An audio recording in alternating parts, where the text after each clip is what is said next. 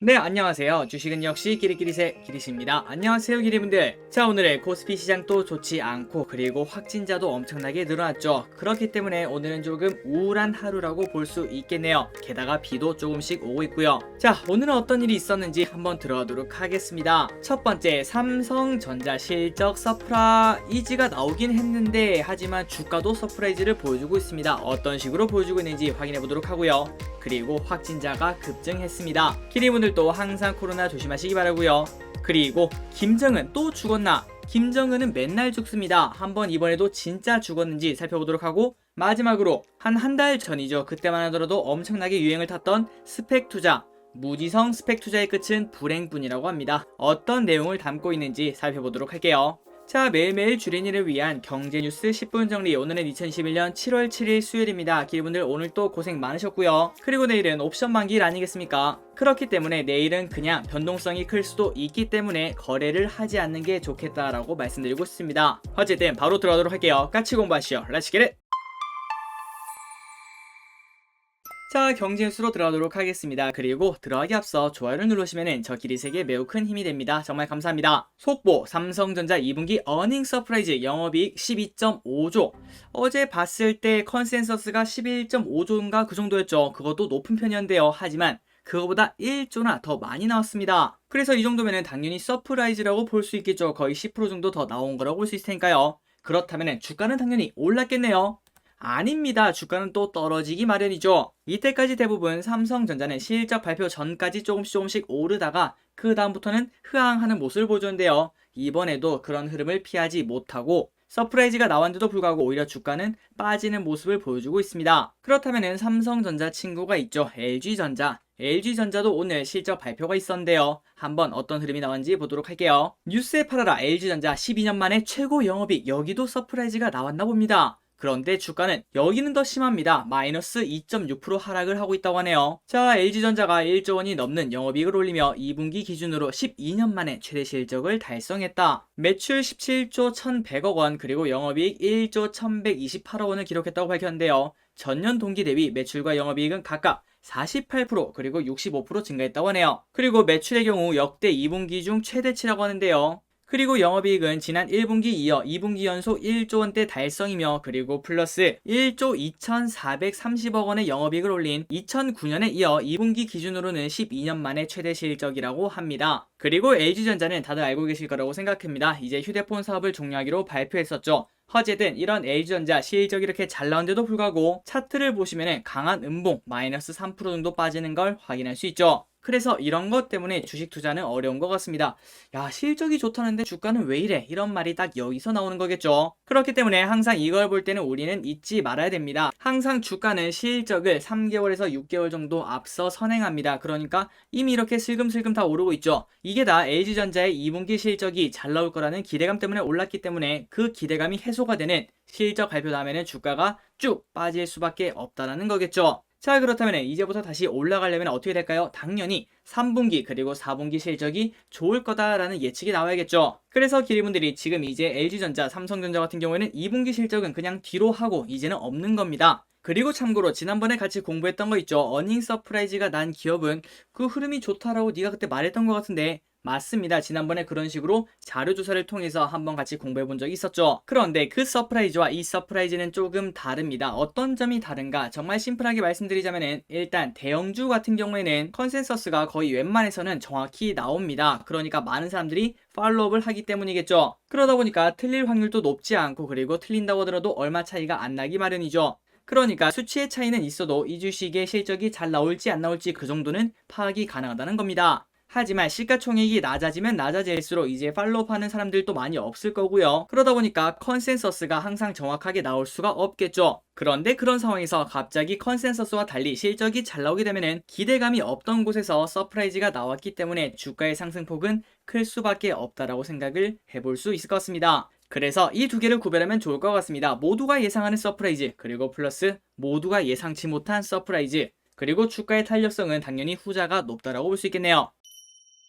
다음입니다. 다시 1000명대 확진, 새 거리두기 3단계 격상 불가피. 코로나19 신규 확진자가 6개월 만에 다시 1000명대로 갑자기 치솟았습니다. 뭔가 그 전까지 불안불안한 그런 느낌이 있었는데 갑자기 조금 많이 올랐다고 볼 수 있겠죠. 특히 백신 1차 접종률이 이제 막 30%를 넘었는데도 불구하고 이렇게 확산세가 더 거세지면은 국내 의료 체계에도 부담이 커지게 된다고 하네요. 최근 들어서 전파력이 더 강한 인도율의 델타형 변이까지 확산하고 있어 다시 대유행 국면으로 접어드는 거 아니냐는 우려가 나오고 있다고 합니다. 자, 지금까지 1차, 2차, 3차, 4차 4차례로 분류가 된다고 합니다. 대구 경북에서 터졌던 지난해 2월, 3월이 1차 유행, 그리고 1년 전쯤 수도권을 중심으로 확진자가 급증했던 2차 유행, 다음으로는 지난해 11월 중순께 시작돼 12월 25일 최다 기록인 1,240명으로 정점을 찍은 3차 대유행, 마지막으로 올해 4월 4차 유행이 있었다고 하네요. 그리고 이번에는 5차 유행이라고 볼 수도 있을 것 같습니다. 그리고 이렇게 확진자가 갑자기 급증하게 되니까 주식도 조금 흐름이 많이 바뀌었죠. 이때까지 소외되었던 코로나 관련주가 큰 폭으로 올랐습니다. 뭐 예를 들자면은 온라인 교육주가 있을 것 같고요. 그리고 택배, 언택트, 진단키트, 마스크 이런 기업들이 오르고 있고, 그리고 앞으로도 조금 더 오를 수 있는 모멘텀이 생길 수 있을 것 같습니다. 그리고 그 반면 코로나 종식 수혜주는 오늘 흐름이 좋지 않습니다. 뭐 예를 들자면은 여행, 항공, 카지노, 의류 이런 것들을 꼽을 수 있을 것 같습니다. 자, 그래서 이러한 상황에서 빠르게 움직이고, 그 다음에 작년에 어떤 게 올랐나, 작년 코로나가 터졌을 때 어떤 주식이 올랐지, 이런 것들을 공부하면은 초과 수익을 얻을 수 있을 것 같습니다. 그러나 여기서 잊지 말아야 될 게 있습니다. 일단 코로나 관련주는 테마성이 매우 짙기 때문에 투자하시는데 유의하셔야 되고요. 그리고 플러스 가면 갈수록 속도가 빨라질 겁니다. 그렇기 때문에 운이 안 따라주고, 그리고 그때마다 빠르게 움직일 수 없다면은 맨날 올라가는 주식만 잡아서 맨날 떨어지는 것만 볼 수밖에 없는 그런 상황이 펼쳐질 수도 있겠죠. 그러니까 저 기리씨 개인적으로 생각했을 때는 큰 돈으로 투자하는 거는 좋지 않다라고 생각하고요. 그리고 플러스 차라리 이럴 때 결국 코로나는 끝나지 않겠습니까? 그래서 코로나가 끝나면은 수혜를 보는 기업들, 지금 현재 빠지고 있는 기업들을 지금 현재 줍줍할 때가 아닌가. 어쨌든 기리분들 어떤 투자를 하시던지 성공하시길 바라도록 할게요. 다음입니다. 상한가 달리던 스펙, 상패 초일기, 개미지옥 되나? 올해 초 뜨거운 스펙 열풍 뒤에 상장 폐지 위험이 도사리고 있다. 상장 이후에 36개월 동안 합병 대상 비상장사를 찾지 못한 스펙은 상패가 된다고 하는데요. 2018년 상장한 스펙 3개 종목은 이 같은 이유로 관리 종목으로 분리돼 상패를 앞두고 있다고 합니다. 자, 그래서 이러한 상황이 펼쳐지고 있으니까 무리하게 스펙 투자에 뛰어든 개인 투자자들의 피해가 우려된다고 하는데요. 공모 단계에서 투자할 경우 공모가와 약간의 이자까지는 얻을 수 있지만, 그러나 상장 이후 크게 튀어오른 가격에 스펙 투자에 들어가신 투자자분들은 공모가와 매수가 차익을 고스란히 피해로 떠안아야 된다고 하는군요. 그런데 방금 본 내용이 잠깐 이해가 안 갈 수도 있습니다. 야, 그런데 어떻게 상패가 되는데 원금을 돌려준다는 거지? 자, 그건 바로 스펙의 특수한 성질 때문에 그렇습니다. 한편 상패가 되더라도 공모가로 투자한 투자자들은 큰 피해가 없다. 스펙은 상패할 때 투자 원금인 2,000원과 그리고 약간의 이자를 돌려받는다고 하는데요. 그래서 그런 경우는 거의 없지만 공모가 2,000원보다 내려갔을 때 그때 만약에 산다면은 무조건 100% 성공할 수 있는 투자라고 생각을 해볼 수 있겠네요. 자, 이렇게 상패를 하더라도 2,000원을 돌려받는다고 하니까 보통은 그 정도 가격대에서 이렇게 형성이 됩니다. 그런데 문제는 이거라고 합니다. 최근 별다른 합병 이슈도 없이 급격하게 오른 스펙들이라고 합니다. 현재 한국거래소는 유진 스펙 5호, 신영 스펙 6호, 하나머스트 7호 스펙, 유진 스펙 6호, 그리고 삼성머스트 스펙 5호 등은 주가 급등락 등을 이유로 투자 유의 종목으로 지정됐다고 하네요. 가장 최근 상장한 삼성 머스트 스펙 5호는 상장 이후 12,450원까지 오르는 등 공모가 대비 6배 넘게 오르는 모습을 보여줬습니다. 자, 그런데 이런 상황에서 고점 12,450원에 물린 투자자의 경우 상패 시 자산의 6분의 1만 남아있다라고 볼 수 있겠죠. 그러니까 6분의 1 토막이 난다라고 생각하시면 될 것 같습니다. 자, 차트를 보면은 바로 이해가 갈 수 있겠죠. 오른쪽에 보시면 하나 머스트 제6호 스펙입니다. 이거는 이제 상패를 앞두고 있어서 2,035원까지 내려온 걸 확인할 수 있죠. 그러니까 이 스펙은 3년 동안 내가 어떤 기업이랑 합병할까 그런 걸 찾아다니다가 찾으면은 대박, 그리고 못 찾으면은 그래 그동안 고생했다, 이제 남은 사람들한테 돈을 돌려주고 사라지게 되는 겁니다. 그러니까 결국 마지막에는 2,000원 초반대에서 마무리된다고 볼 수 있겠죠. 그리고 이렇게 2,000원을 보존해 준다고 하니까 여기 보시면은 최저가 1,985원인 걸 확인할 수 있습니다. 그때가 바로 코로나 근처라고 볼 수 있겠네요. 그러니까 코로나 와중에도 2,000원 이하로 떨어지는 것도 정말 쉽지 않다, 이런 것들을 확인할 수 있네요. 어쨌든 이런 흐름을 나타내는데요. 만약에 삼성 머스트 스펙 5호도 3년이 지난 아직까지 시간은 많이 남았습니다. 그런데 그때까지 합병할 회사를 찾지 못한다면 다시 2,000원까지 떨어지겠다라고 생각을 해볼 수 있겠죠. 그러니까 기리분들 2,000원 초반대에서 스펙을 줍줍하는 거는 괜찮다라고 생각합니다. 그리고 3년 동안 기다렸다가 아무 일 없으면은 그냥 이제 원금을 받고 끝내면 되는 거고요. 그리고 플러스 오른쪽에 보시면은 갑자기 이렇게 쭉쭉 올라가는 3번 정도가 있었죠. 그러니까 1년에 한 번 이런 난리가 일어납니다. 솔직히 실체는 없지만 갑자기 주가가 급등하는 사례가 가끔 있기 마련이죠. 그래서 2,000원 초반대에 매수해서 이런 것들을 노리고 매수를 하셔도 되지만 하지만 올라가고 난 다음에 이런 식으로 매수하면은 그때부터는 계속 하락만 기다리고 있다라고 생각도 같이 해볼 수 있을 것 같습니다. 그러니까 기대분들 만약에 스펙을 산다라고 생각하신다면은 공모에 참여하시거나 아니면은 2,000원 초반대에 사자 이 말을 잊지 마시기 바랍니다. 다음입니다. 백종원 김치찌개 재료값만 3만원, 엔겔 지수가 20년 내 최고라고 하네요. 삼겹살도 조금 올랐고요. 그리고 대파도 올랐고 청양고추도 올랐는데 깐 마늘이 엄청나게 올랐고 고춧가루도 미친듯이 오르는 걸 확인할 수 있습니다. 자, 혼자 사는 30대 A씨는 음식 재료를 사러 마트에 갔다가 한숨을 내쉬었다. 이른바 백종원 레시피로 김치찌개를 만들어 보려고 돼지고기, 대파, 마늘, 김치 등을 장바구니에 담았는데 결제 금액이 3만원에 달한 것이다. 사먹는 돈 아끼려고 직접 음식을 만들어 보려고 했는데 남는 재료를 생각하더라도 오히려 손해라는 느낌이 들었다고 합니다. 자, 이렇게 물가가 쭉쭉 올라가고 있습니다. 그런데 그때 우리의 월급도 같이 올라간다면 뭐 나쁘지 않다고 볼 수 있겠죠. 그런데 실질 소득이 정체된 가운데 식품 물가가 급등함에 따라 가게가 쓰는 돈 가운데 식료품비가 차지하는 비율인 엔겔 지수가 20년 만에 최고치로 치솟았다고 합니다. 자, 이렇게 물가는 지속적으로 쭉쭉 올라가고 있습니다. 그리고 작년이랑 올해가 좀 많이 올랐죠. 그런데 그 반면 가계소득은 제자리 걸음이라고 하는데요. 지난해 1분기 전국 1인 이상 가구의 월 평균 소득은 438만 3,813원으로 1년 전보다 1만 7,700원만 늘어났다고 합니다. 그러니까 0.4%밖에 오르지 않았다고 하네요. 그래서 이렇게 버는 돈은 그대로인데 물가는 오르니까 엔겔 지수가 올랐다고 볼 수 있겠네요. 엔겔 지수는 지난해 2000년 13.3%를 기록한 이후 2005년 11.4%,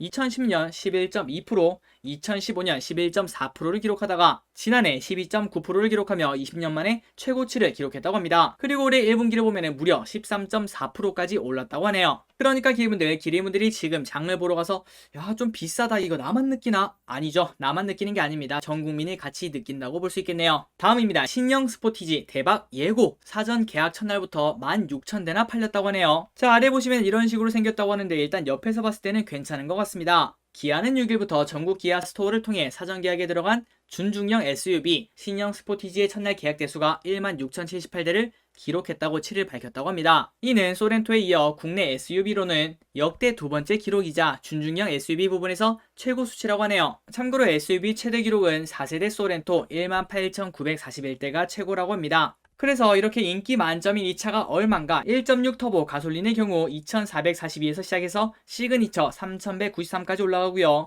그리고 2.0 디젤은 2,600에서 3,385만원까지 올라간다고 하네요. 다음입니다. 이삭 토스트 많이 드셔보셨나요? 아마도 저 기리씨 생각했을 때는 지금 이 방송을 듣는 90% 이상의 기리분들이 드셔보시지 않았겠나 이렇게 생각을 해볼 수 있을 것 같은데요. 그리고 최근 이 이삭 토스트는 가맹점주와 상생하는 착한 브랜드라는 이미지도 같이 갖췄다고 볼 수 있을 것 같습니다. 자, 내용을 보도록 하겠습니다. 가맹점주와 상생하는 착한 브랜드 이삭이 새롭게 선보이는 홈메이드 버거 브랜드 이삭버거 1호 키친을 오픈하며 본격적으로 파인 캐주얼 사업 확장에 나선다고 7일 밝혔다. 자, 아래 보면은 이런 식으로 만든다고 하는데 갑자기 이삭 토스트가 먹고 싶어지는 비주얼입니다. 자, 이삭버거는 이삭 토스트가 그동안 쌓아온 노하우를 활용해 정성스럽게 만든 홈메이드 버거를 선보일 계획이다. 아마도 제가 생각했을 때는 노브랜드 버거를 따라가지 않을까 이렇게 볼 수 있을 것 같은데요. 그리고 이 매장에서는 주문과 동시에 그릴에서 즉석으로 제조하는 방식을 채택했다고 합니다. 자, 그래서 어디에 오픈하는가? 이삭버거 신사역 키친은 오는 19일 오픈 예정이며 이달 용인 동백 키친 또 오픈을 앞두고 있다고 하네요.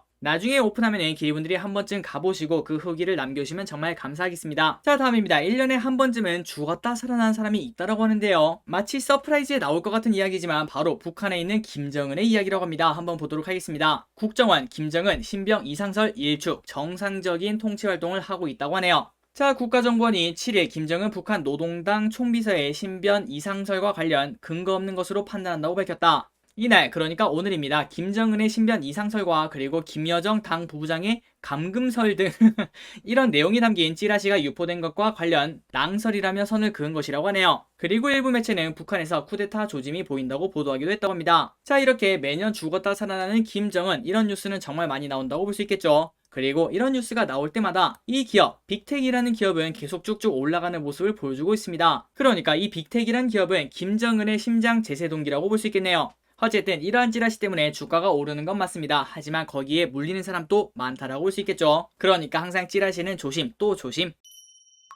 자, 마지막으로 기업 두 개를 빠르게 보고 끝내보도록 하겠습니다. 네이버 중장기 성장 여력 충분, 목표가 15.6% 올려. KB증권은 네이버에 대해서 해외 웹툰 마케팅 강화 등 중장기 성장 여력이 충분하다며 투자 의견 매수를 유지하고 목표 주가는 기존보다 15.6% 상향한 52만 원을 제시했다고 합니다. 자, 네이버의 2분기 매출은 매출 1조 6천억, 영업이익 3천억을 기록해 전년 동기 대비 27.5%, 2.9% 증가할 것이라며 서치 플랫폼, 커머스, 핀테크 등 핵심 사업의 양호한 업황이 지속되는 가운데 주식 보상 비용 부담 지속으로 19.5%의 영업이익률이 예상된다고 합니다. 그리고 하반기 마케팅비 증가로 인해 영업이익률은 19%대에 유지될 것으로 전망되나 내년부터는 신사업이 본격적인 성장 구간에 진입하며 실적 성장에 기여한다고 하네요. 그리고 국내 시장 지배력 강화와 더불어 머천트 솔루션, 일본 스마트 스토어, 웹툰 등 신성장 동력의 실적 기여로 중장기 성장 여력은 충분하다고 판단한다고 합니다. 자, 지금 미국 10년물 금리도 1.4% 이하로 떨어져서 난리이고 그리고 플러스 코로나도 난리죠. 그러니까 그때 이렇게 주가가 올랐던 네이버와 카카오, 언택트 대장주에 대해서 공부해볼 필요는 당연히 있다고 생각합니다. 그리고 더 중요한 거는 델타 변이가 아니더라도 이 네이버는 계속 올라갈 수 있는 여력이 있기 때문이죠. 아직까지 목표가 30% 정도가 남았는데요. 한번 공부해볼 필요가 있어 보입니다. 자, 다음입니다. 주식에는 이게 필요하다고 생각합니다. 성동격서. 그러니까 사람들이 몰리는 것 말고 그 반대를 공격하자, 이렇게 볼 수 있겠죠. 자, 키움증권 강원랜드 하반기 영업 상황 개선 전망, 목표가 유지. 자, 내용을 보도록 하겠습니다. 강원랜드에 대해서 신종 코로나 바이러스 감염증 부진을 메우며 하반기 영업 상황이 더욱 우호적으로 개선될 것이라며 투자 의견 매수와 목표 주가 38,000원을 유지했다고 합니다. 자, 2분기는 코로나19 영향 이후 강원랜드가 휴장 없이 영업을 마친 첫 번째 분기로 1분기 45일 영업을 통해 1매출 20억 원 수준의 매출을 보여줬던 카지노 매출액이 특별한 리스크 부담 없이 유지되는 등 매출과 손실이 동반 개선될 것이라는 분석이 나온다고 하네요. 자, 그래서 하반기 영업 상황은 더욱 우호적일 것으로 전망해 1분기 부진을 메우며